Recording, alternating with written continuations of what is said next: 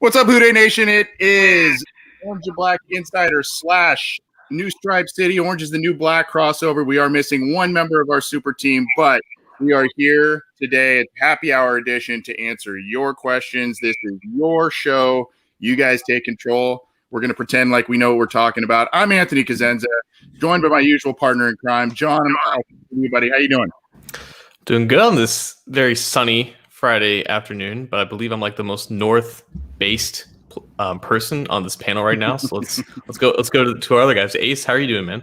Doing pretty good, man. Glad to be here. It's a sunny day in Florida. I know that's probably what we say most of the time, but I'm glad that Ohio's definitely getting some love in the old hometown for sure. Zim, you got the hell answers. I know you want to say what's up to everybody. How you doing, buddy? Hello, everybody. Let's get it on. Let's talk some Houday, middle of the day. What are we waiting for? Let's get into this. Like now, I'm really, really happy that you guys decided to do this because on Friday afternoons, I absolutely do nothing except look at posts and stuff online. So this is my chance to interact with people. Let's do it. Well, you're filled up on some Chick-fil-A. They're not a sponsor of our show, but you're fueled up. So they can be. Yeah, they can be. Yeah, if we got some Chick-fil-A reps out there, let us know. Hey, I'm your man. I'm your man. Y'all want to go in? Hey, spicy chicken. No, I'm not gonna give y'all too much. All right, cool. No, you're good, man. You're good. I hope all you guys are doing well. Here's the deal. In case you are not familiar with this show, there are a number of different ways you can get in touch with us and submit a question to us. We have live chats going on the Cincy Jungle Facebook page, on the Orange and Black Insider YouTube channel, as well as a live comment section on cincyjungle.com. There is a post there. We're monitoring the Twitter accounts of Cincy Jungle and OBI. And then, of course, we've got a call, text line, 949-542-6241. If you're too shy to call in, give us a text. That's cool, too. And then we're looking at some emails as well, theobinsider@gmail.com. So let's get it going. We'll just kind of roundtable this thing. And as you guys see some interesting ones, feel free. Let's pop them up. I guess let's start here since this was one of the first one. Well, first of all, let Pete asked, what's Matt doing? Unfortunately, Matt couldn't join us. He's doing a little family thing. So I guess technically that was kind of the first question that came through. So unfortunately, Matt can't do it, but we'll get him back on here. But let's go. Who wants to bat lead off here? Because I've got a question from Tyrone on Twitter. Why are the Bengals not aggressively pursuing a backup wide receiver? I'll start with Ace. Ace, what do you think about this one, bud? I don't know if we could say that they're not aggressively pursuing one. I mean, they did check in on Dede Westbrook. So it obviously shows that they're not done at the wide receiver position. And we don't know what conversations at the moment are being had behind the scenes. And obviously there's also still training camp cuts and things of that nature that could happen. So I think that they actually are pursuing a backup receiver. When you talk about where Dede Westbrook came from, at one point he did kind of get stuck in the logjam at receiver that the Jags recently had. But before that, he was one of their starting receivers. And to bring that guy on as your potential fourth or fifth receiver, I think would be definitely an aggressive move. And it's showing that they're still trying to get more speed on the wide receiver core. So I think that they are being aggressive. It's just, they're doing their due diligence, and Dede Westbrook did suffer an ACL injury. So you do have to check his knee out and make sure that if you do or want to sign him, that you do your due diligence. But also he's got offers from the Chiefs and stuff like that. So there's things like that are weighing in the balance. They have to see exactly where they're at. So I think that they actually will be aggressive pursuing another backup receiver, especially with the return game where it's at. Who wants to go from Team Chase to answer this one? We got two members of Team Chase here. So what do you guys think about backup wide receiver? Good stuff, though, Ace, especially about D there. Yep, appreciate it. I'll just say this real quick. Right now, it's really all about who you know. Dede Westbrook happens to know both Samaje Perine and Joe Mixon from their days at Oklahoma, so there's a connection there. I'm sure that there's a whole thing with Dede as well. Like when he came out of Oklahoma, there was some off-the-field stuff that I'm sure the Bengals want to vet. He's been in the league for 4 years now. Nothing really has come up in that sense, but like Ace said, he got caught up in the loop in Jacksonville, never really found a role, and they kept investing in the receiver position. And then him suffering that injury was not ideal in going into a contract year. So there's no real rush, I guess, to go out and sign Dede. But at the same time, the fact that they are looking at him, they brought in a receiver for the minicamp tryout today, and Jimmy Robinson. They are still interested in adding speed. It's just a matter of kind of when instead of if. I feel like you guys said everything I could say. I wouldn't say that they're being super aggressive, but when you're aggressive at the number 5 spot and take Jamar Chase, it does. It doesn't take away the fact that you need depth, but it now pushes that now down the priority list, I think, in my mind. So there are guys that they're working out that I really do like Jimmy Robinson, like John just said. I really like him a lot. There's some guys that I think that they're going to probably maybe take a flyer on too. But you got to think too, when they sign Mike Thomas, I think they're pretty much saying like that's the backup slot. I know some staff members are pretty high on Trent Irwin. I know some guys, like most fans are still high on Auden Tate. So it's not the highest priority, I think, on the whole entire team for sure. But depth is always needed. So, but they're kicking the tires on some guys as we saw in the workouts today. Like there's some legit dudes there. Yeah, that's kind of what this rookie minute camp is. Part of it's about is seeing if there are some diamonds in the rough here to bring into training camp and round out some of those positional groups that need some additional help. Scotty Washington's another guy I think that's hanging around. That's an interesting guy as well. I've kind of kept my eyes and ears. I haven't heard much about him in terms of him flashing, but just the size, the profile, and whatnot, kind of a little Auden Tate-ish a little bit. So that's an interesting guy. I think he's not a rookie per se, but a guy that may break out with an actual preseason training camp, that sort of thing. We got a text, and then I want you guys for sure to pick some out, but we got a text that came in from area code 513. What kind of day one impact do you see Joseph Osai, Cam Sample, and Tyler Shelvin having? Basically those round 3 and 4 type of guys. John, you want to go first on this one, bud? Sure, man. Osai is getting the snaps that Carl Lawson took. No, that's not exactly right. Trey Hendrickson, Sam Hubbard is your starters. Osai, I guess, fills the role that Carl Lawson used to have as that pass rushing specialist. So he's on the field like at least 20 snaps a game. Most of them are just going after the quarterback off the edge. That's what they want him to be. That's what they want him to develop into. And assuming that Sam Hubbard is extended this offseason, he's going to be under contract for the next 4 years. That's how long Trey Hendrickson is there. So you're not really rushing Osai to become a starter. And I think the same kind of goes for Cam Sample too. I believe he talked with Jeff Hobson of Bengals.com. He said that right now he's more comfortable rushing from the outside, but I'm sure that they want to give him opportunities to rush from the inside because they do need guys who are explosive at that 3 technique spot on passing downs. And then with Shelvin, it's just him just being behind DJ Reader. He'll be on the field for a handful of snaps a game, depending on who they play. He could play more in those AFC North games against the Steelers, Ravens, and Browns, but he's not going to be on the field as much as I would assume Osai and Sample are going to play. How many snaps, John? First year. How many snaps, Shelvin? Like for the entire 17-game schedule? Entire year. I would say about 200-ish, maybe a little bit less. I'm going 400. Really? Want to expand on that? I just think that some of the guys that are going to be there, go look at Freedom. Go look at all the guys. Like when anybody went down and all these guys that paid in it, think about all the snaps that Covington. Covington just started with the Chargers or whatever. There's a lot of snaps that I think, right now they got 14 defensive linemen, but they're not going to go to camp. I mean, they're not going to start off the season with 14. And I think Shelvin is one of the guys that's going to push forward through a lot. And like you're saying, DJ Reader is going to start off, but coming off the injury he had last year, I think they're not going to push him as much as they probably would. And then also, too, in a lot of these circumstances in some of these games, I think it'll be a heavy, run packages with our division that are just going to put Shelvin on the field more. And I just think he's going to beat out a couple of guys. Like, I think early on, he's just going to demand more snaps. And I think for most people hearing that at home, and then and the factor in you got an extra game. For most people at home, probably saying, well, 400 snaps, that's really 200 something is not that, that's how many did Akeem Davis Gaither have year one? Maybe 180 or something like that. I have to look. It was pretty low, I think. It's got to be somewhere around there. I just think Shelvin's going to have a bigger role than that year one. I really do. Well, I think, and Ace, I want to have you weigh on this too. I mean, in terms of value, I love Jamar Chase. I think Jackson Carman's going to help out. In terms of value and those players and how they can help the team specifically, I really, those were 3 of my favorite kind of players in this draft class. I really like them. I know Shelvin is a limited player in terms of role, but what I think, at least with Shelvin, what you're going to see is you're probably going to see peaks and valleys in terms of games where he has a lot of snaps, games where he doesn't, where the matchups make sense that he's going to come in and play a lot of snaps, where they don't. Obviously, situations whether you're up a lot, down a lot, that sort of thing will play into it too. But that's kind of how I see it. I don't think Shelvin's going to have a ton of snaps, but I think he'll have a decent little role in this defense, particularly as you're going up against the Baltimores, Pittsburgh looking to reestablish the run, that sort of thing. I think the divisional games is where I personally see him kind of getting some more run there. What do you think, Ace?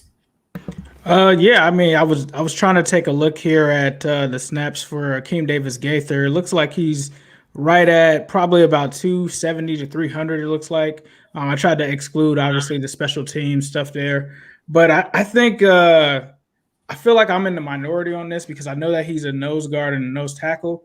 But I think eventually, if Marlon Hobby is able to develop him correctly, I think he's got enough quickness to get some pressure on the quarterback. Like there were plays where he was in the backfield, but he just wasn't in the right area. And like if they're able to kind of coach up that technique a little bit, I'm not saying that he's going to be like 10 sack guy. Like maybe he can get 2 sacks, right? And that's big for someone that plays his position. But I do think that he will play a vital role just because, like John said, in those games when we're playing against the Ravens and the Browns, they generally keep those guys and load up on those guys, and they're usually active that week. And when we go against passing teams, and I think that's why John was saying that it would be so low, is sometimes they inactivate guys like that. So I think for those games, he's definitely going to play a key role. But the big X factor I think that we're not talking about in all of this is Hobby. How does he like to play his guys? I think we had to go back and look at how they were used. If I'm not mistaken, and don't quote me on this, but I think someone said that he kind of likes to do a committee kind of thing and throw a bunch of different guys in there, which makes it intriguing and interesting. And I think that's the biggest X factor to me. How does he use Cam Sample? Is he going to rush him from the outside and the inside? Is he going to mix it up? To me, it's hard to see Cam Sample having a ton of snaps this season just because he's going to be behind, like John said. You talk about Hubbard, you got Hendrickson, you still got Khalid Kareem, you got Asai as well. So it's going to be tough to see what his role is, year one. Osai, I think, like John said, he's going to use the OG position that Carl Lawson had, not when he became a starter this season, but his original role where he comes in on passing downs and rushes the passer. The other thing I think that's interesting about him is he also can do what they wanted Carlos Dunlap to do last year, which wasn't really a fit for him, which is dropping back into coverage. Him being a former linebacker, he's obviously had some experience doing that. So I think that that's another niche that they could use him in. But they still had Carlos lined up as an edge rusher when they did that. So I think out of all of them, I actually do think Shelvin has an impact just because of how much Baltimore and the Browns will want to run the ball. And like him just being able to sit there. And when we saw DJ Reader go out, it was just night and day in terms of that run defense. And when you're facing teams like that, he's definitely going to play a factor. But I think Osai and Shelvin are going to be the guys that probably flash the most. It just to expand, I'm sorry, Anthony. No, go ahead. Just really quick. I said 400. That is like 20-something, snaps again. I just think like for some odd reason, it could be health or whatever. I just think later in the calendar, he's going to get a lot more snaps than what a lot of those rookies are doing, because what he's doing, what he's offering year one is something that they need right away. Whereas Osai, yeah, they need that, but they're only going to need that in key spots. And you got to be up. Like if they're playing from down, like Osai isn't going to see the field. So that's what it's all based on. It's just like health. And there's going to be some games where teams are going to run, and I could just see them interchanging with Reader a lot. 400 might have been a little high, but I'm thinking 17 to 18 snaps as it averages out throughout the whole season. That's how I kind of landed close to 400. Not to go against you, Zim, but if teams are up, that would kind of also flip to a side as well. Like if a team is up 10 or something like that, Shelvin's not going to be in as much either. So, yeah, I definitely agree. Like, if it's a situation where it's close and they're running, right, that's definitely going to cater to Shelvin. If they're up by more, it's probably going to cater to Osai for sure. For sure. Sample, just for some reason, calls back to my memory in terms of like his build and maybe what they're looking to do with him a little bit like Wallace Gilberry, if you remember him, where he'd play off the edge, they'd kick him inside. He was not the 6'5" huge wingspan guy per se, like a Dunlap, a Michael Johnson, but he was kind of a little stockier. And was an effective player. So I hope Sample kind of is able to emulate at least a little bit of that as a rotational guy and a movable piece up front for the team. Zim, I'm going to let you. Did you scour the live chats here for anything that looks interesting in terms of a question? Man, I could run through like 20 of these bad boys right now. What y'all want to do? Wyatt Herbert. Tyrone says Wyatt Herbert will make the team. I think this is a long shot, but I do think he sticks around and for some crazy reason doesn't get snagged up. Diddy said, "Who they fellas?" Appreciate that. He also said he likes my hat and my shirt. Appreciate that as well. Yeah, I didn't see DJ Rita was a huge loss. It's a lot of comments. Hold on, there's one here. I think you might actually like this one, Zim. Okay. It says, do you guys think Akeem Davis Gaither will be used as an edge on some downs with his speed and athleticism? I think he must have been watching one of our shows where I said that or something. I don't know. Tyrone T on fire in the comments today, but I got a feeling he's been watching the show. But in the Dolphins game, if you guys get a chance to ever watch it, whatever, Akeem Davis Gaither only had about 8 to 10 snaps, I believe, in that game. But in that game, they had him in the goal line stand where he had to make like 3 or 4 plays off the edge. And it kind of got my mind thinking and rolling at that point. If Lou Anarumo isn't creative enough to go make, get him into – because, later on in the season, they scaled him back at linebacker and took away snaps. I think one of the easiest things for him would just be coming off the edge in some unique packages if they can scheme it up that way. I guess that's something that I toured around with on one of the shows or whatever. What do you think about that, John? Do you think that that's a possibility? I know that the weight is the biggest issue for sure, right? But I think it's something to be said about what he did in college and how that translates to the NFL. And it's a hybrid position.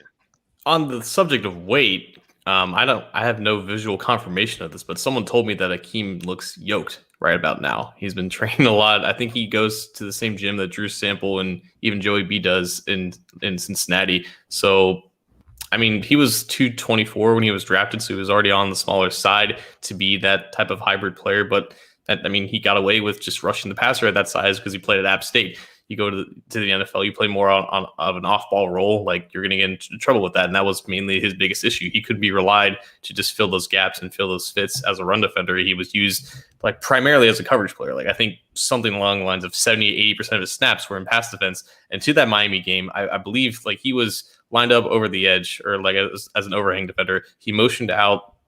He followed a receiver split out wide. Then he made a play. Then he made a play on the ball. And then like right after that, he made a play against the run. So there are where he's running and then he flies like Superman off the edge. Like he jumps like 3-4 yards like in the air. Like it's a crazy thing. He's athletic as hell. He just needs more bulk, and I think that's what he's doing right now to fulfill that type of role. But that's just the thing. There's so many bodies in this front seven right now to just fill out and just see where these guys end up fitting. But you can do a lot of things with Davis Gaither. It just was really going to take him a year to fill out his frame and get kind of used to the speed of the NFL. Taking some more questions from you all we'll be here for a little while longer. We've got a lot in the chats. I've got another couple of texts. Anthony, I got one for you. Can I give you one real quick? Go for it, man. Al Pratt says record prediction. Oh boy. I was wondering if we were going to get to this one. So we talked about this on our show last week. I put it on a post on Cincy Jungle. I'm teetering between 8-9 and 9-8 personally. I think there's going to be some competitiveness in this team. I think they're going to be scrappy. I think there's going to be a potential for a hot start, even with Joe Burrow coming back and rehabbing an injury and all of that. I think the schedule's a little bit more favorable, at least as we sit here in May. It seems a little bit more favorable than that last month, which is just like, oh my God. So I could see this team, being around that 500 mark. Will that be enough to appease a lot of people? I don't know. Will it be enough to keep Zach Taylor's job? Probably, especially if they're kind of in a playoff picture by midseason of some kind, whether they're fighting for a wild card spot or something. But I kind of am teetering back and forth a little bit between 8 and 9 wins personally. What about you guys? I think for me, I think you hit the nail on the head. I think 9-8 is definitely possible. When I saw those two first games, I was looking at it and I'm like, I don't want to be a super optimist, but those two seem like winnable games. I mean, you talk about the Vikings, you're talking about the Bears. Obviously, the Vikings, they were kind of a disappointment. Like, they went from being considered a Super Bowl favorite to severely underperforming. And, Kirk Cousins isn't that bad. I think he's better than people give him credit for. But I think it's definitely a winnable game. The only thing that sucks is it's coming right when Joe Burrow's, coming off of a major injury. But it's not that hard of a matchup that we can't win this game. And I think someone else brought up something that was important as well in regards to Hunter, even though he's one of the top edge rushers in the game. Collectively, they didn't have a great pass rush. It's crazy to think because they have Mike Zimmer as their coordinator. And the same can be said as well, I believe, with the Bears as well. Even though they have Khalil Mack, collectively, it's not a great pass rush. And there's two teams that somewhat struggle on the offensive side of the ball. And so if the Bengals come out and they're on fire, especially with T. Higgins, Tyler Boyd, Joe Mixon, if we jump on these guys early, it could definitely lean our way. And so I'm definitely thinking 9-8, especially with, I believe it's 6 of the last 9 home games, I think Dan Horde said, are home games. So, yeah, I like that part of it personally. For me, I'm going to go with my boy Ocho earlier today. He proclaimed that it was over 8. And he said if he loses, he's going to give up McDonald's. So I'm going to go with him. Oh, that's serious. That's a serious bet then. So he says he's if that happens, then he's giving up McDonald's. So I think it's good. Yeah, it's 8-9, but I think 9 games, man. I think Sam, don't do that. You don't do predictions now. I really don't, but for the sake of the show, yeah, this is like he knows I don't like doing that. Neither does this guy. When I pose a question to people, I always be like, "We're gonna go 17-0, right?" In like some weird, cynical way. I always just say it, and then I just let it play out because you just don't know, based on who's going to be available. If everyone is available, this team to me can win 9 games. But as we know, that's just not the way life works. It's May. Like there's week 1 lines for games, and I just think it's freaking hysterical because we don't even know like who's going to be healthy and stuff. But yeah, like it is what it is. Like the Bengals haven't won double-digit games since 2015. Like it's been a long time since this team has been good. Every offseason, you think they're better than what they have before, but like Sim said, stuff happens. Plans change, lineups change, the depth chart gets utilized. How can this team respond to similar adversities that has had to go through for the past 4 to 5 years? How is this same coaching staff who has won 6 games in 2 years going to make those improvements to take that next step? For them to win 9 to 10 games, they have to beat some really quality teams. They haven't really done that in recent years. It's a lot of projection. It's a lot of hope, but it's a lot of projection based off what they are right now, what we know them to be. I think if they were to be an above 500 team, it would have to be a lot like 2011 when no one expected them to be anything and they surprised and snuck into the playoffs. Now that's possible. It's tough in this division and against the quarterbacks that they're facing. But yeah, if everything goes right, absolutely 9 to 10 wins is possible. This offense has the capability of scoring against any defense in the league and keeping up with any offense in the league. But they're going to have those opportunities. It's just a matter of them taking advantage of it. They seem to be in a better place in terms of depth, where in certain spots that they, rather than the past couple of years, I mean, they seem to be decimated in some very specific position groups. And this draft class, this free agency period specifically has really shown an effort to shore up those areas where they just have been ravaged by injury. So hopefully that pays dividends. John, go. What's up, Jim? Anthony, what do you think is the weakest group on the team? The weakest position group? Yeah. What's the weakest position group? I'm sorry. I know this wasn't a Q&A thing. No, that's good. It's a good question from Zim. I know we got a question from listener Zim. I actually think tight end might be one of the weaker position groups right now. And I really like CJ Uzomah. I think he's made a good career for himself based on who he was coming out of college. Drew Sample showed a bit of improvement last year. I think if Moss is going to do anything, it's going to have to be here with Burrow. If he's going to be anything or do anything, but there's not. I think that's why, at least myself, I think some of you guys as well, we're pretty enamored with Kyle Pitts this draft, just because that's a specific weapon that you could use not only as a tight end but at other places. So right now, I kind of see tight end as one of the weaker spots on the team personally. What about you? I think linebacker is still the weakest just because there's so many question marks with it. Like you're hoping that year 3 Jermaine Pratt, is now ascending, or I mean, I feel like do we know what he is? I like his game. I think it was the first Steelers game or the second game, played a really, really good game, but then half the season he goes missing. You got so many variables. We talked about Akeem Davis. We really don't know. We're banking on, Marcus Bailey just being like some 7th round steal. Logan Wilson flashed a couple different times that I think we all seen throughout the year. And I think that's probably the most consistent, but there's nobody on paper that I'm sitting there, telling the opposition that, hey, look, yeah, you better be ready for this guy. Like there's nobody in that room that I'm feeling like that with. And they went the whole draft and didn't address it at all. So I don't know. Yeah. What about you guys? Cornerback is questionable, and I think someone said that in the comments.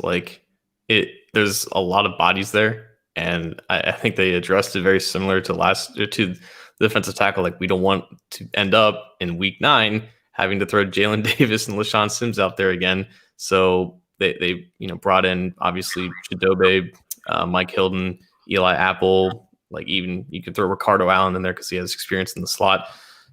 It's just a lot of bodies, and there's not really one that I think you can safely rely on that as of this point. Like they have high expectations for Trey Waynes, but he's never really been that player. So it's just a matter of him being something that he's never really been before. Like it's tough because you absolutely need depth at cornerback. If guys go down, you're toast. And we saw that last year, especially if you don't have a pass rush that you can rely on, which is a whole other thing. Who's going to step up as that guy that can consistently win one-on-ones? There's no more Geno Atkins as of now. There's no more Carlos Dunlap. There's no more Carl Lawson. You don't really have a guy that you can consistently rely to get pressure, and you don't have a cornerback like William Jackson was at his peak that can shut down a guy in one-on-one. So there's a lot of depth. There's a lot of solid talent, and you don't really have a general weakness or a red flag in terms of a guy, in terms of a spot not having a starter. But there's a lot of unknowns at cornerback right now, and it's a very important position to have that many unknowns. Someone earlier in the chat asked, speaking to that, they asked, will we go get Nelson, because he was just going there. Yep. He was linked to us, in the reports. I guess I just go around, John. Do you feel like you think there's a pathway that Nelson could come here or even want to come here? Is that somebody you would be interested in, Steve Nelson? I know that Mike Hilton was trying to recruit him on Twitter, which makes sense. And I also know that if they bring in Steven Nelson, I think Darius Phillips might walk out. He was upset when they brought in Eli Apple and all those guys. I'm sure he still wants to prove himself. He's in the contract year. I think they just see him as a backup that they can't rely on to stay healthy. If they bring in Nelson, again, you have at least 4 or 5 guys that you would feel comfortable being a spot starter in some situation. But again, there's just not a lot of high tier talent there. And I think that's why some people are looking at it as a future need for next year's draft. Ace, what do you think about this? Because the Nelson thing, because I don't know if you guys remember, Nelson was a guy who was on Bud Dupree's Instagram, and I believe he called Joe Burrow TRASH on after one of those wins over Burrow, the one that he actually played in. I don't know if that's something that is still kind of lingering out there or whatever. I don't know if there would need to be some fences mended there. I'd love to hear your thoughts on that, especially with this cornerback conversation that we're talking about. Yeah, I mean, in regards to just that, the trash comment, I think, that's just a part of the game. I don't think that he really meant that. I mean, the rivalry was high between the Steelers and the Bengals. And, I think most people have respect for Joe Burrow. There was even the time where I believe an Eagles defensive lineman said some nasty things to Joe Burrow. But I think it's just all a part of the game. I think, honestly, those guys probably have a mutual respect for each other. And I don't think that there's a way that Zach Taylor and this staff would be like, all right, we're going to sign this guy that obviously on social media said this guy was trash, and Joe Burrow just not be talked about or not be brought up to him to say, hey, is it okay if we have this guy? But in terms of Steven Nelson, I actually know a little bit more about him just because from the AFC North Talk channel, I had to actually watch every team in this division. And Steven Nelson is a really good corner. He's not known as he's not a name that you hear that often. But a lot of the Steelers fans actually believe that he's one of their best free agent acquisitions of all time. And he came from the Chiefs. And he's really just been a solid corner. Even if you look at his PFF grade, I believe it's around in the 67 or something like that. So he's a solid guy that I would definitely take in this locker room and at that position, because as John was saying, and I was going to say, I'm not going to say corner's the weakest position, but it has a lot of question marks there. You don't have a guy that's really going to stand out at number one. You don't know exactly what Trey Waynes is. Some people had questions about him before he had the injury, and now he's coming off of an injury. So I think that's a room where the more competition you have, and I just think about what Paul Gunther said back in the day, you can never have too many edge rushers or corners. So I would love to take Steven Nelson here. He would be a guy that could potentially come in. And there's always injuries, like Zim said. Like, you have to remember at one point last year, we had practice squad corners in games, and we didn't go into the season expecting that. And that's just how the cookie crumbled. And so I think Steven Nelson, I think adding him to this locker room wouldn't be an issue. I think him and Joe Burrow, this is a guy in Joe Burrow that fought Devin White, and I don't think that they have problems with each other anymore. So I'm pretty sure that they'd be able to pull it off if he wants to come. Well, we're going to get to some more in just a second here. I've got a couple of texts queued up, and I know we've got some others in the live chats that we all want to get to. Before we do, want to talk about our partnership with Symbol. It is the stock market for sports, is it not, John? You could trade sports teams like their stocks, earn cash when your teams win. Again, we put up this graphic. They gave us this graphic, and $25 a share. That's not where the Bengals value is at this point in time, but they are still a good buy based on, hey, we're talking 8 or 9 wins, and a lot of people on the outside don't seem to think so. But I don't know. John, tell us a little bit more about Symbol, if you would, please. What did we say on Wednesday, Anthony? The price after our show was going to go back up to 60, and wouldn't you know it, it said 62 today. It did? We are market movers. Yeah. We are market manipulators. To the moon, Sim Bengals goes. And if you don't want to invest in the Sim Bengals right now because it's still high, you can invest in other NFL teams, NBA teams, MLB teams. It really is that simple. You just observe the stock prices for all these sim teams, invest in your money in which teams you think are going to do good on a long-term basis. It really is that simple. It is the stock market for sports, and you can sign up using the promo code OBI to get a $10 deposit bonus when you visit www.symbol.app. That's www.simbull.app/OBI. Use the promo code OBI to get $10 off. You're going to need it if you want to invest in the Sim Bengals right now because it's high. To the moon. To the moon, for sure. It's funny because I always hear you guys talk about it. I'm getting ready to sign up for that as well. I'm buying heavy stock in the Bengals for sure. Someone in the comments, Christopher Southern, says Symbol is so cool. He made $20 on it so far. So nice. Awesome. Not nothing like that. Be cool like that. Our buddy Engraven Vids, great YouTube channel who does a lot of great NFL and Raven videos. Even though he's a Ravens guy, we still love him. Great guy, great channel. Go subscribe there. We've had him on the show. I think you guys have on your show as well. I got a text here. It's one of our regular listeners, and he kind of texts sporadically, not necessarily always when we're going on Listener Questions Live, but he's got a lot of thoughts. His name is Ken, and I guess the question would be that's really bothering him. Jackson Carman and the back thing, the medicals that come with him. It sounds as if the Bengals are going to be relying on him pretty heavily right away, you would think, to at least compete for a starting job, if not be the starter. I'll start with you, Ace. How worried are you with Jackson Carman and the offseason back procedure and some of the medicals that come with him after some people already kind of perceived him to be a reach? I don't really think so personally, but I know a lot of other people think that was a bit of a reach where they got him. First of all, shout out to the team, keep it clean and Engraven, but getting into Jackson Carman, I think I was not too worried because I've heard people who've had similar injuries or, ways to fix that with the hernia. Said that it's not a big deal. I actually saw off of Zim's page today that he was practicing. So I think if it was really a huge issue where they were scared about it, I don't think that he'd be participating in what he was doing today in rookie minicamp. So, I can check with some people and find out, but I think that is kind of a non-factor at this point. And I think that he probably wouldn't even be participating in it based off the fact that he hasn't signed his contract or anything like that. So I think that shows enough, just from the action of him being there, being in pads, unsigned, and still participating in those drills. I think that means he's good to go. What he said. But I'm not a doctor, so don't take that to the bank. I'm not a doctor. Let me speak to what I think even when Jackson Carman was drafted, I just think their path or the Bengals plan is vastly different than the route that I would have gone in the second round. And that's not to say that my opinion is anything, but I think a lot of people that might have felt like they reached or anything like that is because we go through mocks for like, how long were we all as fans, everybody that's in here, how long were we doing mocks? Nobody ever mocked Carman to the Bengals in the second. Not on the second, but I think not in the second. Me and John did the third, I think. Yeah. Third. And that was random for me. That was just third all day. But it's just like the director, the scout Mike Potts was saying, is like, if you get your guy, and it's your guy, and you feel like you got to look at the run that happened like around it. It's a lot of different factors that went into it, but.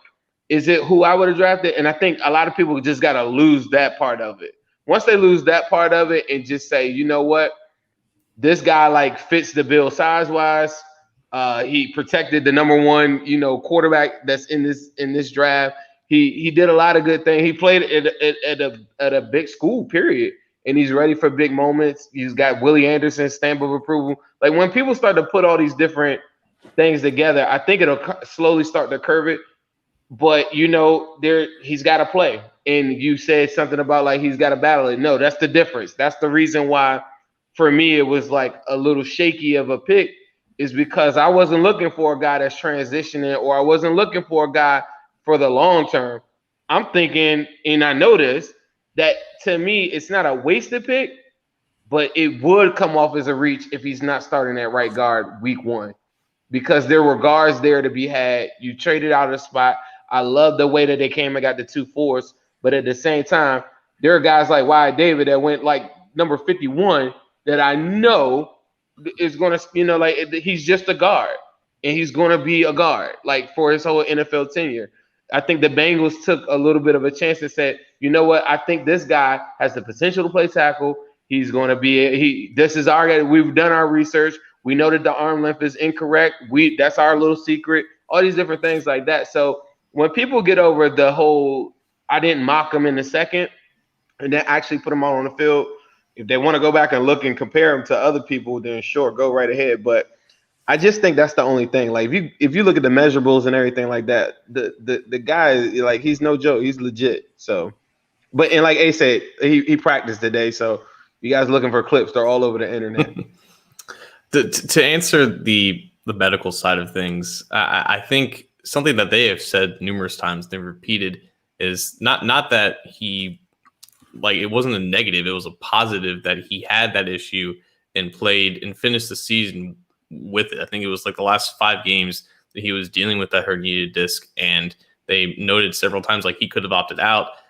He could have like bowed out and tried to take care of it early, but he played through it, and I think they valued that competitive toughness on his side. And then he took care of it via surgery in January. I don't know a lot about herniated discs. I know that it doesn't require surgical repair. Sometimes you can just do some other things and they can kind of go away on their own. But I don't believe it's something to be worried about from a long-term perspective. I think for me with Carman, it's not the herniated disc, it's the overall weight. He came in at Clemson at 375 pounds from Fairfield, Ohio, and then got down to playing about 330 and then measured in at about 317 in his pro day. We don't know where he's going to end up in week one in terms of weight, but it's something to monitor. He's still only 21 years old, how that weight fluctuates, and if he can properly, manage it and keep it at a decent level and not have it go up to, above 350 again, because that's not really going to work for what they would want him to do in this scheme. But I think he was at right guard for rookie minicamp between Deontay Smith and Trey Hill at center. So I think that is the expectation. He's going to come in. That's his spot. They have guys who are going to compete at left guard, but he's going to prove his worth immediately at right guard. I don't think anyone's going to seriously compete for him at that spot. Well, we're going to be here a few more minutes. We've got a lot of questions showing up, and I've got some more texts coming in and whatnot. Do you guys see a couple here that are striking your interest in some of the live chats here that we may have not? There was a funny one earlier, and I'm going to throw it to John. Someone asked, "How did your skeleton die?" I saw that. Yeah, so Randall back there, he's seen a lot of Bengals games. He was actually born in 2016. He was born in darkness. He'd never even seen them make the playoffs in general. He did have skin once. He didn't have all 4 of his limbs. Now he only has 1. You can't even see the arm that he still has. But as Andy Dalton continued to get sacked, he just continued to lose life until there was nothing left in him.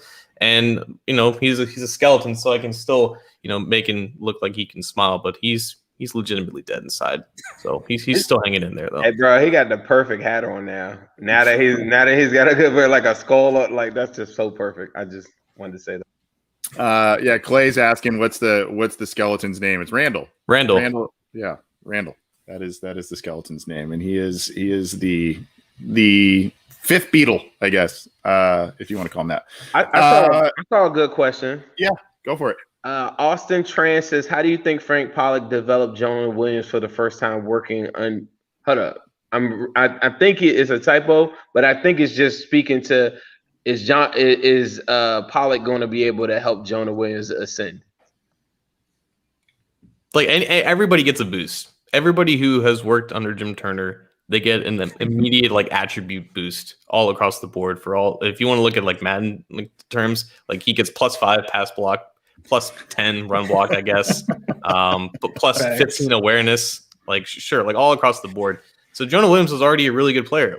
He was PFF's 4th ranked player in the 2019 draft class. He was really technically refined coming out of Alabama. I have to think for someone of his overall football IQ, he's hearing what Jim Turner's telling him in the meeting room. He said, "Nah, I'm going to do my own thing probably." But even still, he's a young guy, and I'm sure he didn't want to be a dick. So I think he just kind of went along with some stuff, but he was already really refined coming out. The only issues with him were on the physical side. He didn't have the longest arms. He was only 6'4", 302. He wasn't that great of an athlete, and that can be sometimes troublesome for a young offensive tackle going up against the Joey Bosa's and the Myles Garrett's of the world for your first time. So I think Frank Pollock is a master teacher of technique, and he's not going to feed him any bad information. But I think Jonah was already at a really good level where any improvements that you see are very marginal. It's just mainly about ironing out some things and getting just overall more consistency, which you tend to see from young offensive linemen going into their 2nd or 3rd year of playing. Just being available. I mean, poor guys just had injury issues after injury issues, and he right when you saw him kind of start to turn a corner a little bit last year and start to show that first round promise in some of these games. I mean, yeah, there were some inconsistencies, but it was basically a rookie year for him essentially.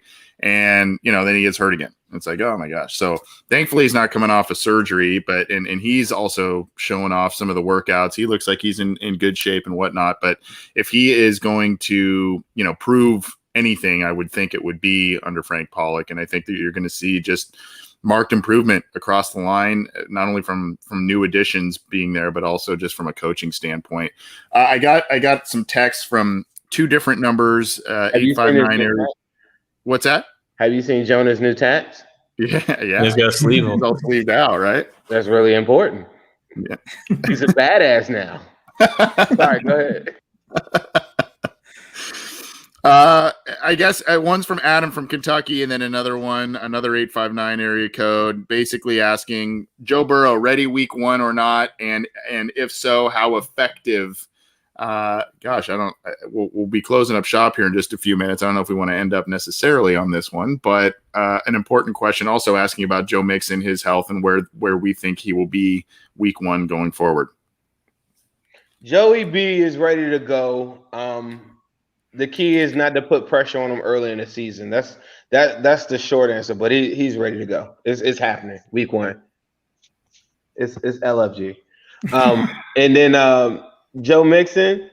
I mean he's tweeting. He wished the season would start right away, right now, today.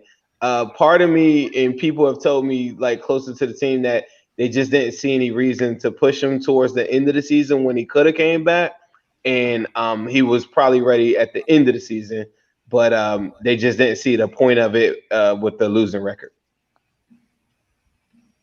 Yeah, I think those guys are ready to go. I think every indication that we've seen, like Zim said, he was at PBS and he saw Joe throw for 50 yards. I mean, and I think Jamar Chase also said that they'll be getting together soon. So I would expect that, especially the way that just Joey B is built in terms of just his mental fortitude and how tough he is, I think he's going to be out there week one. I think he'd be pissed off if he's not out there week one. They're going to have to strap him in somewhere if they want to sit him on the bench week one. So I think he's going to be ready to go. He'll be ready to go, but not ready enough to want to face Washington in the preseason. I'm pretty confident about that. Yeah. We're getting a call, but before we get to that, this one's been asked by a couple of different people. Puka Williams, Chris Evans, their impacts on the roster, if any, going forward. And I'll kick it to you, Zim.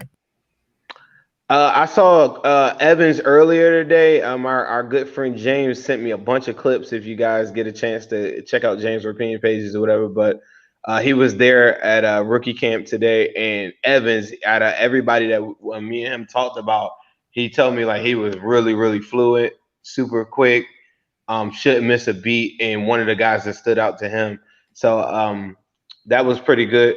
Puka with his 9 toes, I'm not sure if all 10 of them will be touching the, I don't know. In my mind, I think he's like a practice squad candidate, but I don't know. I don't. Have y'all heard anything more than that? I just think for depth purposes, I just don't think they'll have enough to carry him throughout the season. Yeah, I think the same. The fan base loves Puka. I've watched, some on them I've heard, some off the field stuff was the reason why he kind of fell, and he was a good value for him. But I agree with you with the Chris Evans thing. I think that they're kind of competing for that same spot in a sense, depending on what they do. And so I think that it's going to be a battle. And I think, like you said, if he is a practice squad guy, they can easily bring him up. Earlier somebody said, well, the Bengals aren't doing anything with depth and stuff, right? From the wide receiver position. 2 or 3 people have asked about Puka Evans in the slot. Do you think there's any validity to that, John? 100%. And I know Uzi thinks so as well.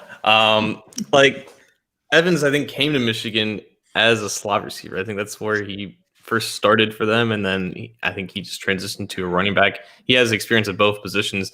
He was running routes today in rookie minicamp. He was just tracking the ball over his shoulder. He has very natural ability at that spot. And I know Zim touched on there's still support for Trenton Irwin inside the building, but if they don't really have a clear-cut backup for Tyler Boyd and they want to roll with just 3 or 4 running backs, I can definitely see Evans carving out some type of niche role as a slot receiver.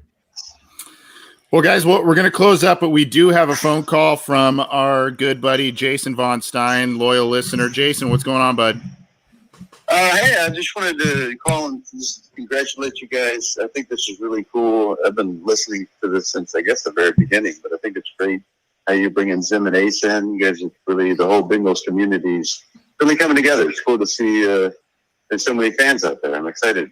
Thank you. Well, I appreciate that. I just bring in the talented guys. I sit back and let these guys do their thing, and then I pretend to be smart, and these guys are the talent. AC is a legend. What's on your mind trying to be super hop on out of here? Got a question for her? Right. No, not really. I just wanted to thank you guys for keeping up the good work. I'm excited for the season. I'm a little worried about Joe Burrow's leg, but I think, hopefully we can all get through this together. Well, thank you guys for keeping us posted. Well, I appreciate that. I guess that's kind of good timing because we were just talking about Joe Burrow and his return week 1. So appreciate that, Jason. We'll talk to you soon. I'm sure we'll see you in the chats and whatnot. Appreciate it, bud. Yes, be good. All right. End it on a compliment. Why not? Got to like that, I guess. Any final thoughts, Zim? I know you got to bounce out, buddy. Any final thoughts before we hop out, bud? Hootie! I don't have anything. I'm excited. I feel like we get a little bit of a breathing period, but what you got for us? It is what it is. Yeah, man. I'm just excited for the season. I'm glad, like they said, Cincy Jungle, we're all rolling together, collaborating a lot more. I definitely love that. It's a fun time to be a Bengals fan.